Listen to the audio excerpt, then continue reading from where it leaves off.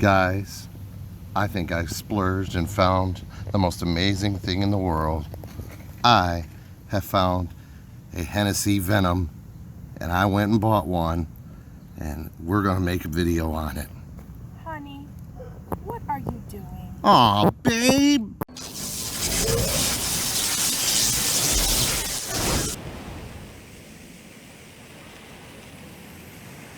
What's going on, everybody?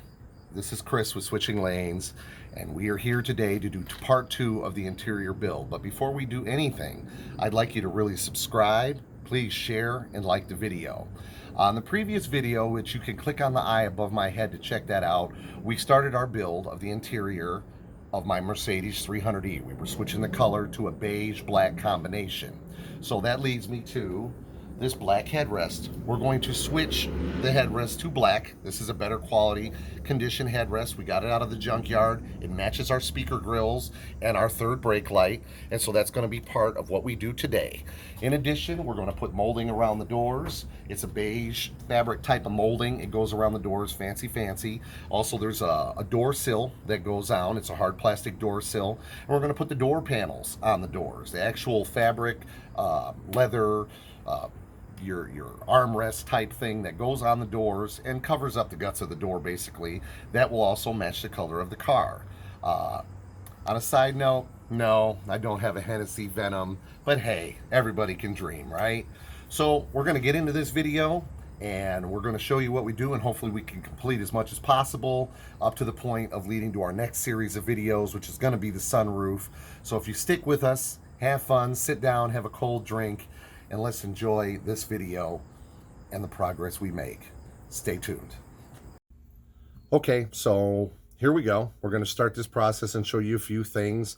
Trying to cut down on time a little bit because it gets a little boring watching things be repetitive. So instead of watching two things be installed that are exactly the same, we're going to show you one of them be installed to the best of our ability, and the other one will already be done. So right here, we already have one black headrest put in. Okay, so from here, we're going to go ahead and we're going to show you how we put in the second black headrest right here. So here we go. Okay. Got to get these hooks in there. Make sure these stay back while we get them in there. And the idea is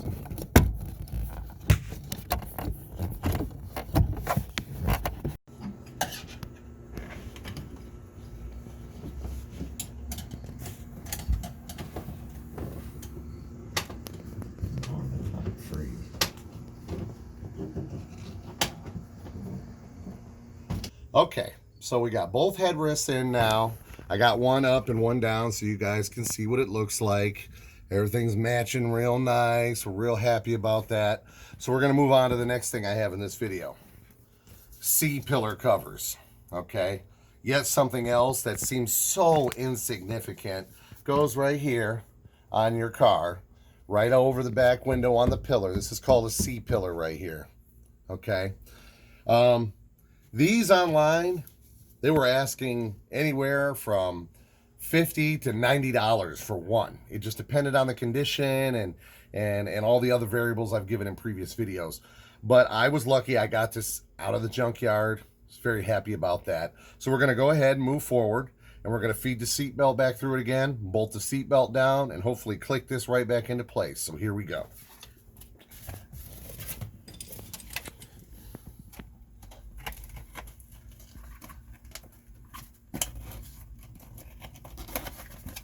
Come on, cooperate. There we go.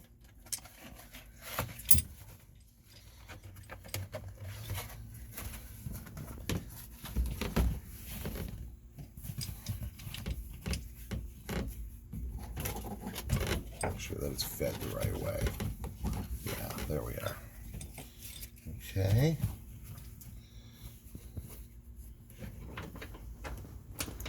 Get our bolt lined up. It's a hefty bolt. This is a 17 millimeter bolt.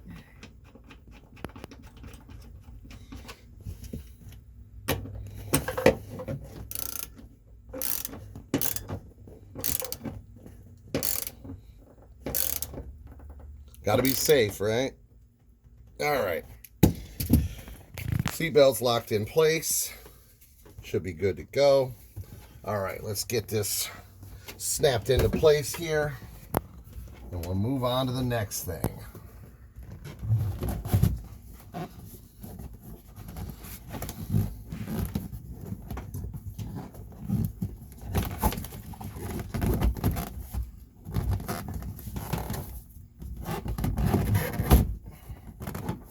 Never quite as smooth as you want it to be.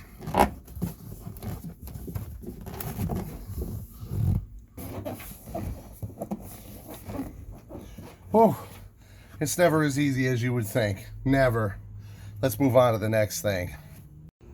So here's the cloth molding that goes around the inside of the door frame. Not necessarily on the door, but on the door frame. It's actually rubber, but they got cloth over it. I had never seen nothing like that. Maybe it's an older thing, but it seems fancy to me. So let's go ahead and try and get this on.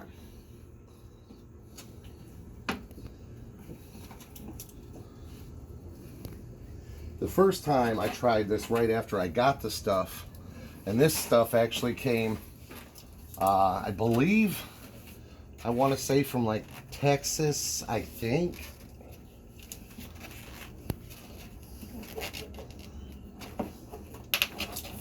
All right, it doesn't want to get under there. Get under that lip. Come on. There we go. It didn't want to pop in place when I originally, and then now all of a sudden seems to cooperate a little better, which I'm appreciating.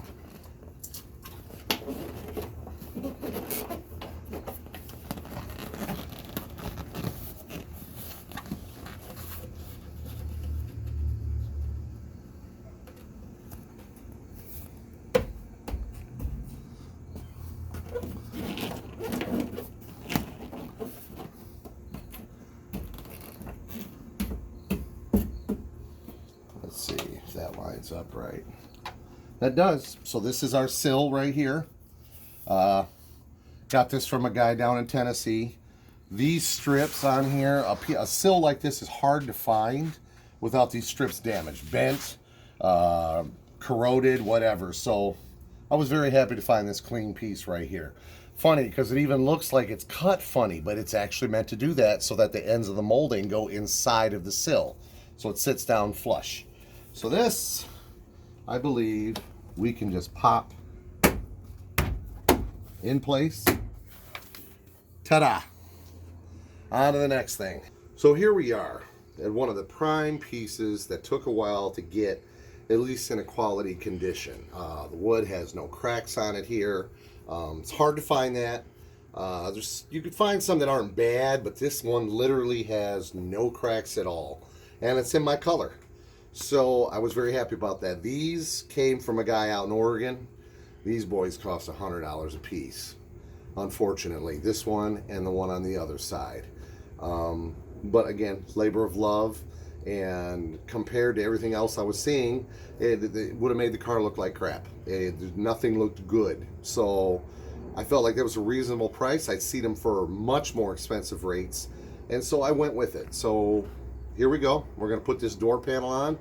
Once we finish this, we'll do a quick sweep around of the back seat and what's been done in the car, and I'll give you a synopsis and let you know what's coming up soon, and we'll go from there. So here we go. So there's hooks on here, just real quick reference for everybody. There's hooks, and they go inside spots on the door. You're literally just going to slide it down over the door. Make sure your window is through. Make sure that your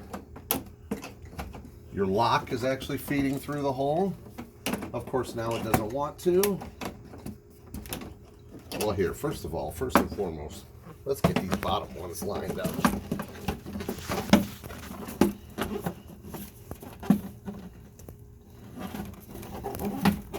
There we are. Okay.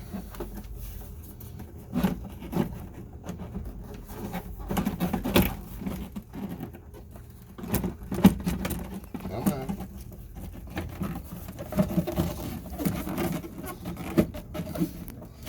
is not the easiest thing. They don't just want to just slide in place like, sure, no problem.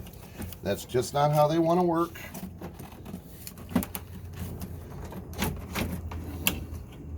And I got this lock pin I got to worry about here too.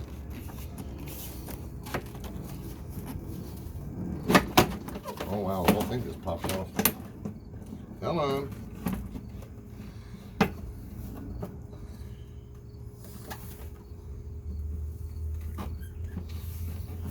Should just be a slight.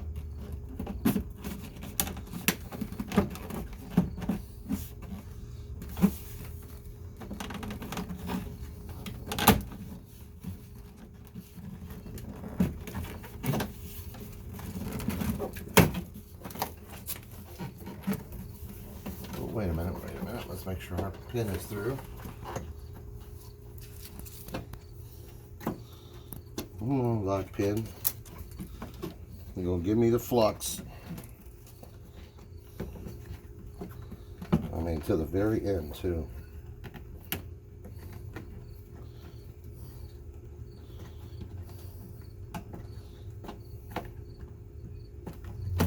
All right.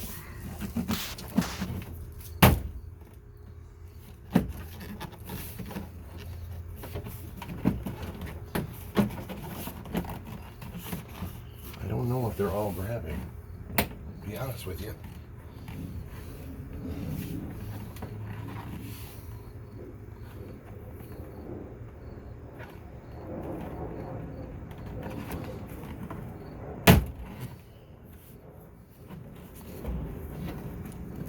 No, that one definitely didn't. Right now it is.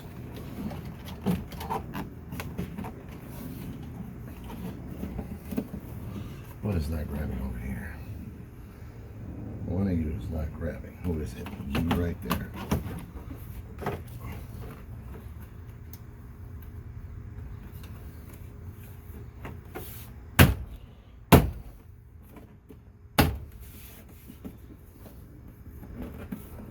All right, I think we're in business. It is on there.